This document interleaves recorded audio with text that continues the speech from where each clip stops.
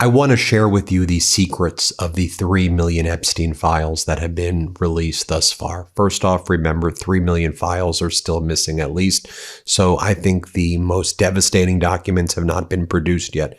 But as you know, I went through all 3 million documents on Friday and I gave my initial report. I've since gone through it again and I found additional documents I want to share with you. So you can go back, watch my other analysis of the 3 million documents. But what I'm about to share with you right now, it's dark, it's grim, it's schoolish. Donald Trump is all over the Epstein files, over 5,000 references to his name. The entire cabal is the Trump regime. Howard Lutnick's mentioned. Donald Trump's new chairman of the Federal Reserve is mentioned. Elon Musk is repeatedly mentioned. Donald Trump's friends, NFL owners are mentioned. Stephen Tisch. I mean, it is Trump's crew, and it is grotesque what is happening here. Bannon is speaking with Epstein like every single day, it seems like there's constant communications there. And let's start off with this document. Epstein is text messaging Bannon in May 2019 that Donald Trump had a fundraiser next door to my house on 71 yesterday. I told them to ask if he wanted to come in for a massage. So Epstein is saying that Donald Trump's doing a fundraiser next door in 2019 in May. You see the messages right here for yourself. And he's telling Bannon, who's, one of Donald Trump's closest advisors and allies, that he's saying if Donald Trump wants to come in for a massage. But then also on December 25th, 2018, Jeffrey Epstein is text messaging and sending emails as well. We see in the files. And I'm going to show you an email right now that he's saying he's involved in the selection of the next chairman of the next Treasury Secretary, someone to replace Steve Mnuchin right here. And you see, let's take a look at this message right here. It's emails from Larry Summers and Jeffrey Epstein. Larry Summers is saying, "We'll call tonight or at some point. Will you be visiting Mar-a-Lago?" And again, Donald Trump had been saying that Epstein had never been to Mar-a-Lago since 2004. We know through these Epstein files that Epstein was invited in 2012, and there's constant references. Are you going to be back at Mar-a-Lago? Are you speaking to Trump? Were they still having communications with each other at this time? Jeffrey Epstein tells Larry Summers that he's, quote, being asked for 3 names to replace Steve Mnuchin as Treasury Secretary. So Epstein's representing that he's involved in the selection process of Donald Trump's cabinet in 2018. Then there was this declaration, which we uncovered on our second review of these files. Here's what this declaration says, and it's signed by someone named Tiffany Doe, which is like a Jane Doe. It's Jane Doe. It's a pseudonym, and it's dated June 18th, 2016. Here's what it says. "I personally witnessed defendant Trump telling the plaintiff that she shouldn't ever say anything if she didn't want to disappear like the 12-year-old female. Redacted, and that he was capable of having her whole family killed. After leaving the employment of Mr. Epstein in the year 2000, I was personally threatened by Mr. Epstein that I would be killed and my family killed as well if I ever disclosed any of the physical and sexual abuse of minor females that I had personally witnessed by Mr. Epstein or any of his guests. I am coming forward to swear to the truthfulness of the physical and sexual abuse that I personally witnessed of minor females at the hands of Mr. Trump and Mr. Epstein, including the plaintiff, during the time of my employment from the years of 1990 to 2000 for Mr. Epstein. I swear to these facts under penalty of perjury, even though I fully understand that the life of myself and my family is now in grave danger. Signed under penalty of perjury, Tiffany Doe, June 18th, 2016. This Jane Doe says that she observed Donald Trump saying that he would disappear people and kill people just like he did to other girls. Now, speaking about the threats of murder and death, here's an email of Jeffrey Epstein being told that he has permission to kill an unidentified man. And then he says, Whoops. So you have a redacted sender over here. We should know there's no reason why this sender should be redacted by the DOJ. But this person's emailing Epstein and says, I give you permission to kill him. He is apparently with Olga. He lied to you and he lied to me. Then Epstein goes, whoops. And then this person says, I'm not sure if it's a male or a female sender, maybe a female sender. If you look underneath the redactions, you could see a little bit. No one will lie to you and get away with it from me. No one. Whoops is correct. And that term whoops seems to be used over and over again in these emails. When RFK Jr.'s wife was found hanging, Epstein responded, whoops. And then it talks about how Kennedy's wife was found dead in her backyard, May 17, 2012. Jeffrey Epstein's response was, whoops. And then the autopsy of RFK Jr.'s wife showed that it seemed that she was trying to stop herself from being hung. Her hands were actually in the noose, which is very rare to see. But Epstein goes whoops. And then in the one before, he said whoops when it came to being instructed that he could kill somebody. I also want to bring this up as well. There's an entire file in the Epstein files that were released that has over 12 headshots of underage girls. Not a single headshot is redacted. One of the pages in the file confirms that all of these girls are minors. We were not posting this image of the girls. Aaron Parnas works at the MeidasTouch network and he has his own independent network. We all agreed we're not going to post it, but in our review, we were able to see the minors. And it's despicable that the DOJ put that out there. And I hope we tagged the DOJ to say, redact this, get rid of this right now. But that's what they were doing, exposing victims to so much more trauma. If you're trying to relax more this year, there's an easier path these days. It's called IndaCloud, and it can help. IndaCloud is your fully legal online cannabis dispensary. Think delicious gummies, premium pre-rolls, and now their new zero-sugar THC sodas, a clean alcohol-free calm for dry January, and the perfect antidote to headline overload. Everything's federally legal THC, all DEA certified, lab tested, and shipped discreetly.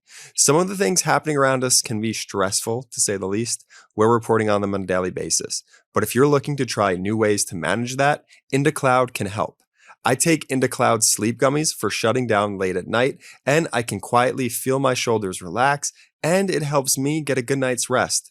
And now I keep a zero-sugar THC soda in the fridge.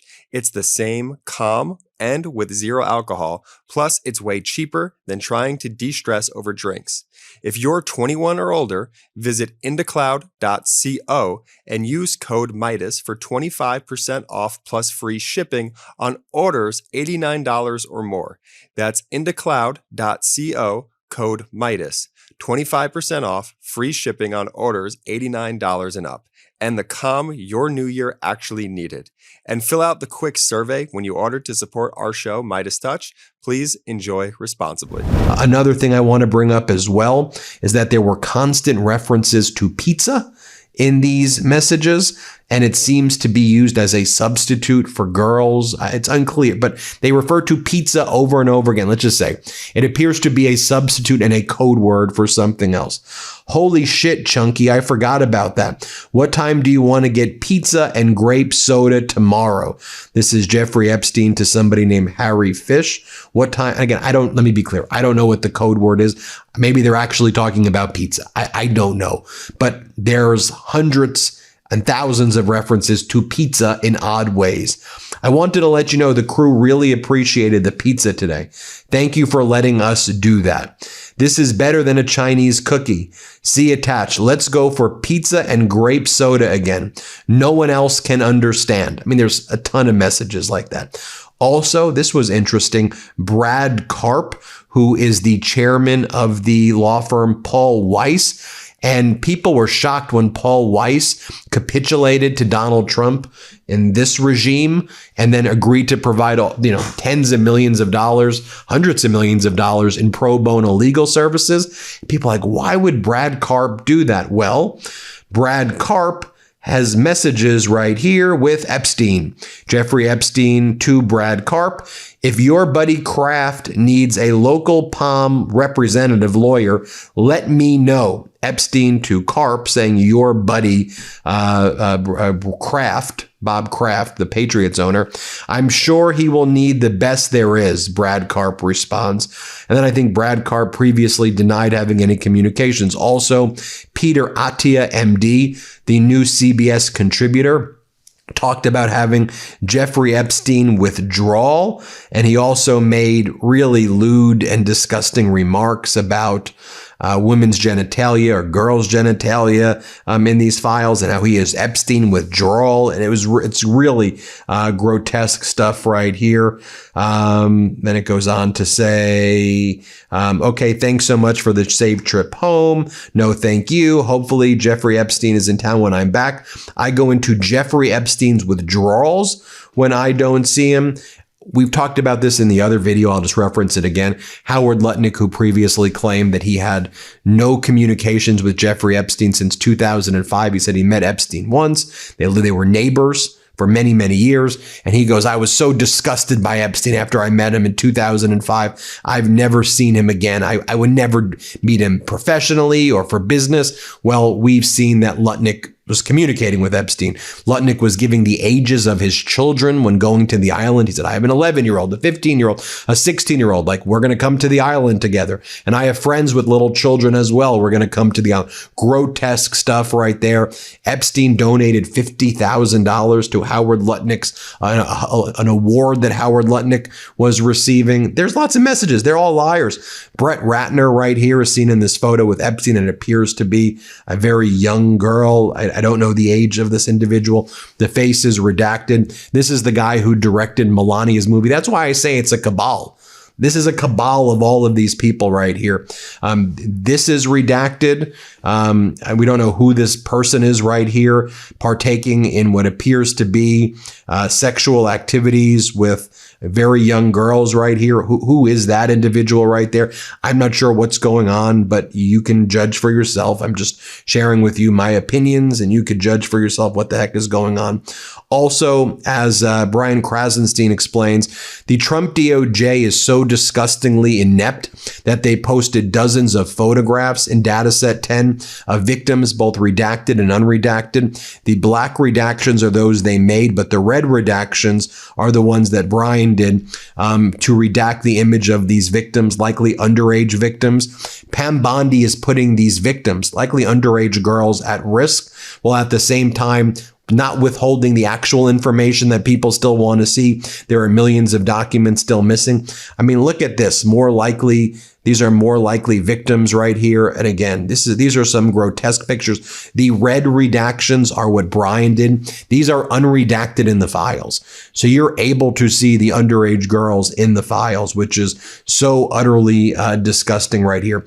You know about this one from the prior video that I did, that there was this document that the DOJ removed right away, which had all of these accusations and allegations against Donald Trump, 13 to 14-year-old girls, talking about calendar parties where Donald Trump, the allegations are, would measure their vaginas, and all of these horrific things would be taking place. And again, these are just allegations. Let's be clear. But it was very suspicious, I thought, that the DOJ removed it right away. Also among the batch of newly released emails from Epstein telling Peter Thiel he would gladly share expenses for the Gawker suite. And this was sent the day after it was announced that Peter Thiel funded the lawsuit to basically shut down Gawker. And of course, we know from the prior video I made, Elon Musk is all over these files. He's telling Epstein, what day can I come to the island? I want to go to the wildest parties. Which day will it be the wildest? I don't just want to hang out. I'm not looking to rest. Show me the dates that will be the absolutely wildest. This right here is Jeffrey Epstein's last interview from his home. This was in the Epstein files. He states that during the financial collapse, he was making phone calls from prison to the Treasury Department. This is a video from the Epstein files. Let's play this video right here so you can see it or you can hear it. Here, play this clip. And in fact, from my telephones against the wall with my little metal wires, because the next day I talked to another person in Washington about the issues of what I thought was happening, and I made the same discussion about the... They were at the Treasury Department? Yes. So in a 6x9 cell in... The phones were outside the cell. In Palm Beach County, California? West Palm Beach, Florida. West Palm Beach, Florida. That's what your juice diet. West Palm Beach, Florida. West Palm Beach, Florida. West Palm Beach, Florida. You're making a call to Washington, D.C. to talk to some deputy secretary of Treasury. Someone in Treasury. Right. Someone in Treasury. Right. And I'll leave it. There were other videos of redacted, appears to be underage girls in Epstein's place, and horrific things. But Trump's in this over 5,000 references to Donald Trump. Musk's all over it. Lutnick's, all these people are all over it. It's a cabal. And it's obvious that everything that they've been saying all along is such utter projection when we see what's in these files. It should also be noted, as I mentioned at the outset, there appears to be at least 3 to 5 million records, documents that are still missing. Could be more, could be 20 million. Because if you talk about a document versus pages, one document can have multiple pages. So if there's 3 to 4 million documents missing, multiply that by, say, 10 to 12 pages per document, there may be 20, 30 million missing, which I think is even worse. I think what we just saw here is the tip of the iceberg. Hit subscribe. Let's get to 6 million subscribers. Thank you for watching.